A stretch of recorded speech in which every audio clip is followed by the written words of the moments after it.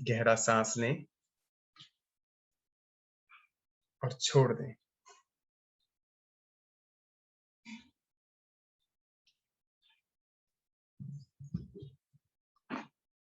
और अपनी आत्मा के साथ लगे हुए नाम कर्म की कल्पना करें।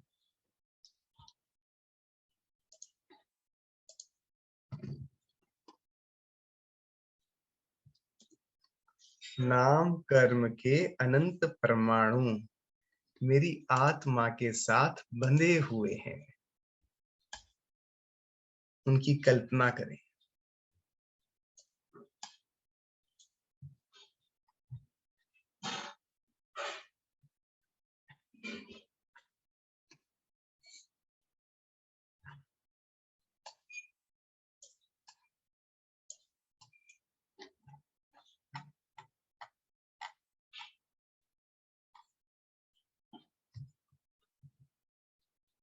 वे नाम कर्म अति सूक्ष्म है, दिखाई देते नहीं।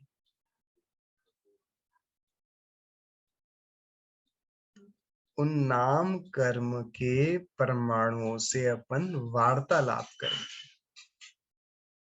कि हे नाम कर्म,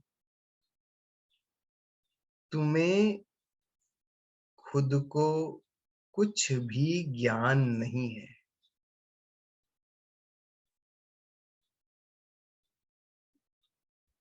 जड़ प्रवृत्ति होने के बावजूद ये पूरे शरीर के आर्किटेक्ट तुम ही हो।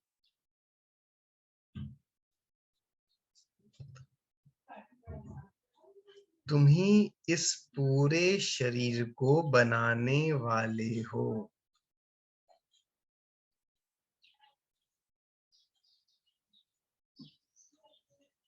ये शरीर बलवान है या कमजोर है, ये तुम्हारे द्वारा ही हुआ है। ये शरीर में कहां-कहां कौन से अंग हैं, कहां-कहां कौन सी इंद्रियां हैं, कहां हड्डियां हैं, कहां फैट है, कहां मांस है, ये सब हे नाम कर्म तुम्हारे द्वारा ही हुआ है।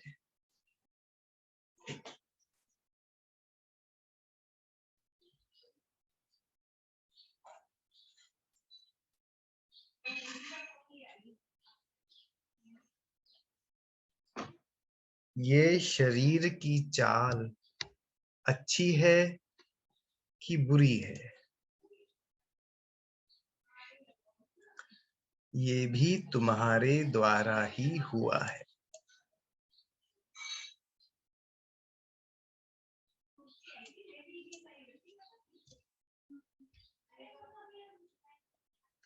ये कंठ की आवाज मधुर है कि कर्कश है, ये भी तुमने ही रचा है।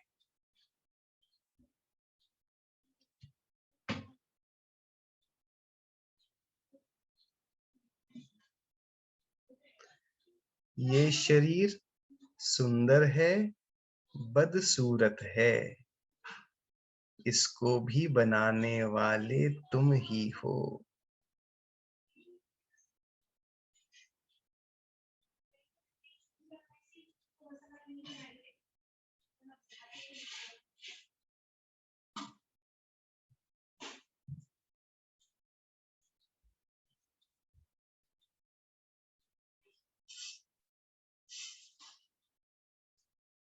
शरीर में वात पित्त कफ संतुलित हैं कि असंतुलित हैं, इसके जिम्मेदार भी तुम ही हो।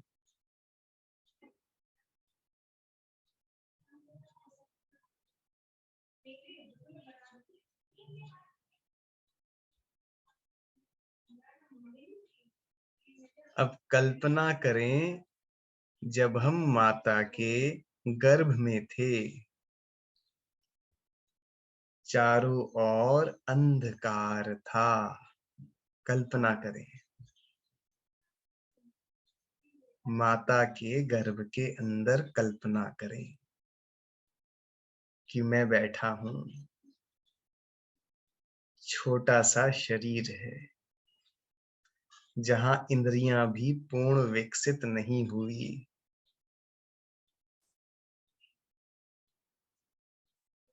उस समय भी जो शरीर था उसकी भी पूरी रचना की जिम्मेदारी नाम कर्म की ही थी।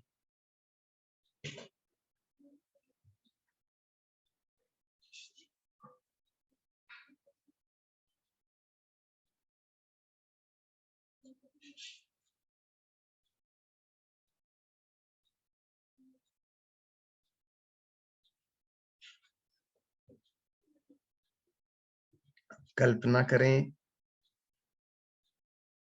18-20 साल की उम्र में जब मैं था, शरीर में बड़ी स्फूर्ति थी, ताकत थी, चमक थी। वो शरीर की जिम्मेदारी भी पूरी हे नाम कर्म तुम्हारी ही थी।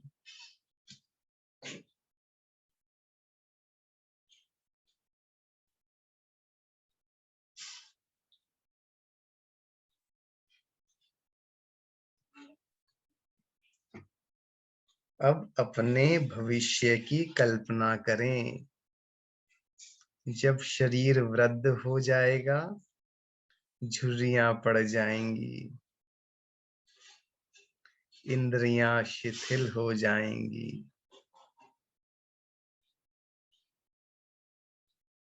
वो उसकी भी पूरी जिम्मेदारी नाम कर्म तुम्हारी ही है।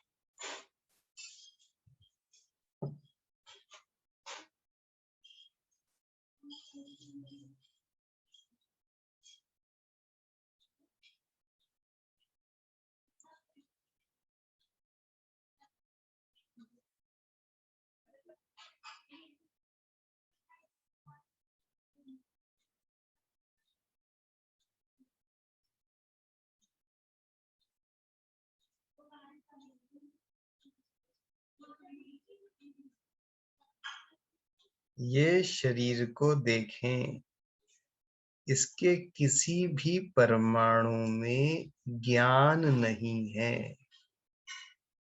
एक भी शरीर का परमाणु जानता नहीं है, और मैं जानने वाला हूं। मेरे में चेतनपना है।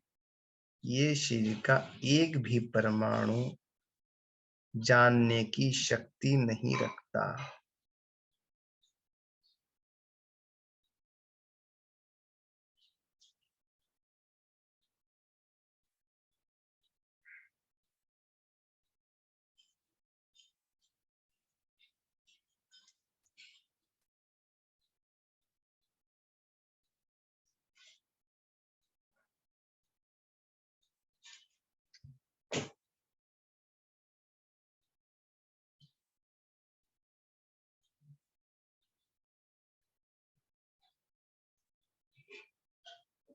और इसको पूरा संजोने में नाम कर्म का ही हाथ है।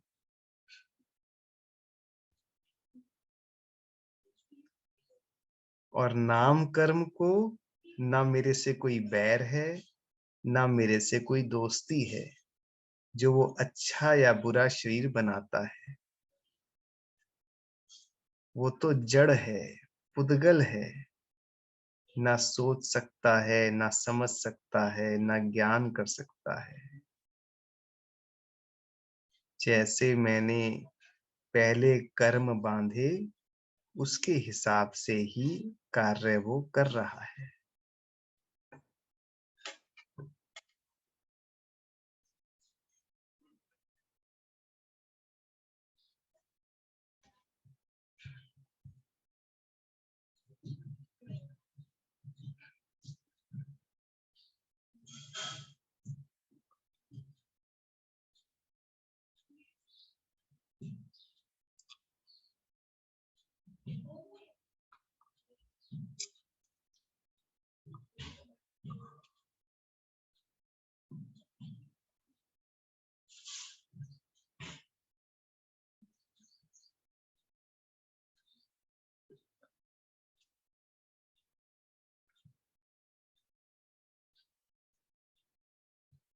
अब अपने पिछले भव में जाने की कोशिश करें। कल्पना करें पिछले भव में मान लो मनुष्य ही थे, कोई और पर्याय, कोई अलग शरीर था जो अलग दिखाई देता था। उस समय भी जो नाम कर्म उस समय था, उसी के अनुसार वो शरीर की रचना हुई थी।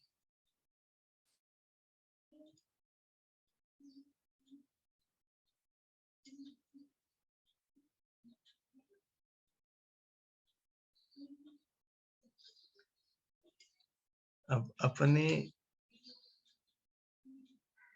अनंत भवों को देखें।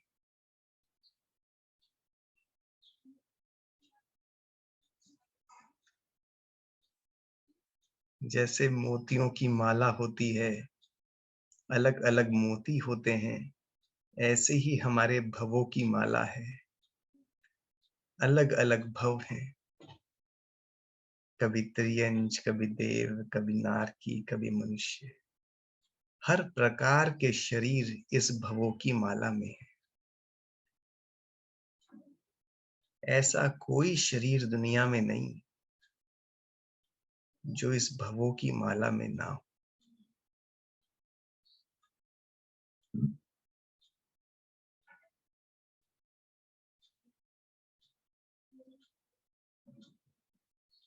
और किसी भी शरीर में जानने की शक्ति नहीं।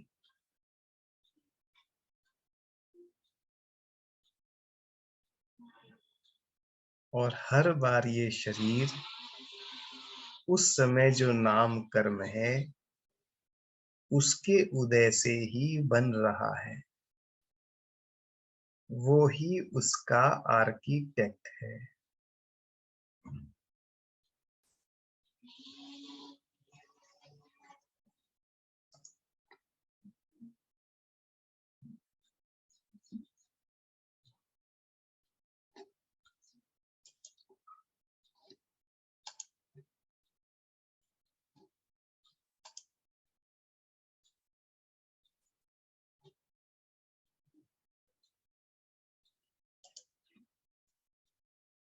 अब अपने भविष्य को भी देखिए।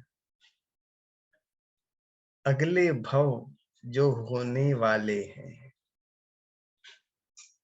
उसमें भी जो जो जितने भी अगले भव बचे हैं उसमें भी सब में नाम कर्म के उदय से ही शरीर मिलने वाला है।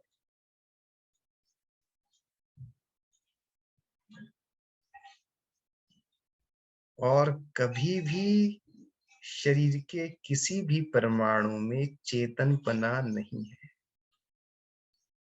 चाहे वो हाथ का हो, हाथ के पुद्गल परमाणु हो, पैर के, पेट के, सर के, रीढ़ की हड्डी के, कैसा भी शरीर हो, वनस्पति का हो, उसमें कभी भी ज्ञान नहीं।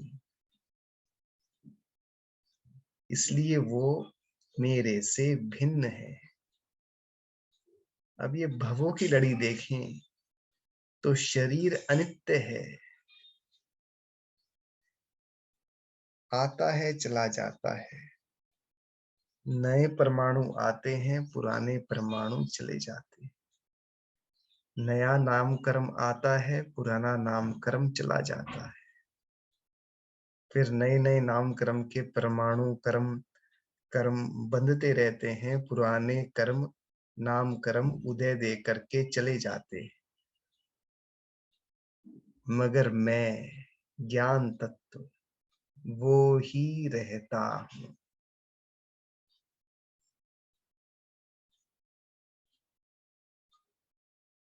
ना शरीर मेरा है, ना नाम कर्म मेरे हैं। ये शरीर कभी भी मेरा नहीं हुआ।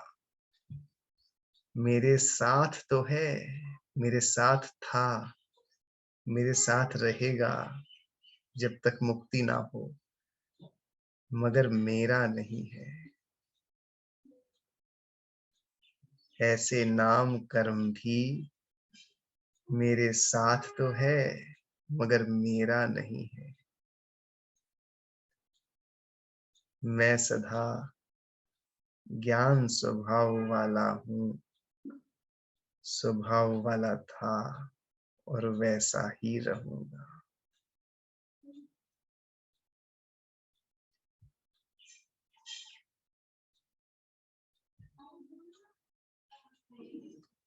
इसलिए ना तो मैं मोटा हूँ, ना मैं बुढ़ा हूँ, ना मैं जवान हूँ, ना मैं काला हूँ, ना मैं गोरा हूँ, ना मैं 60 किलो का हूँ, ना मैं सुंदर हूँ, ना मैं बदसूरत हूँ। मैं तो बस ज्ञान हूँ, आत्मा हूँ।